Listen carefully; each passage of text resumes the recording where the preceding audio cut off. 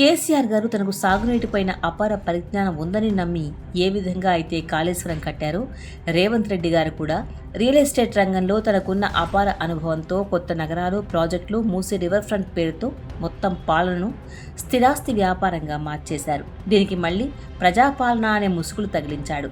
అధికారం సాధించడం ద్వారా రాష్ట్రంలో ఎక్కడ ఏ ప్రాజెక్టు చేపట్టాలో నిర్ణయించే అధికారం, వాటి పేరు మీద పెద్ద ఎత్తున ప్రభుత్వ నిధులను ఖర్చు చేసే వెసులుబాటు, తద్వారా వందల ఎకరాలు భూమి సంపాదించే అవకాశం, వాటి విలువలను పెంచుకొని వేల కోట్ల ఆస్తులను సమకూర్చుకోవడం కోసమే ప్రస్తుత పాలక పార్టీల పోరాటం, ముఖ్యమంత్రి పదవి కోసం నాయకుల ఆరాటం. రాష్ట్రంలోని యువతకు విద్యా నైపుణ్యం కల్పించడమే తమ ప్రాధాన్యమని చెబుతున్న ముఖ్యమంత్రి గారు బతుకు తెరువును, భరోసాను ఇచ్చే భూమిని కూడా ప్రతి కుటుంబానికి ఉండే విధంగా చర్యలు తీసుకుంటారని మాత్రం చెప్పరు.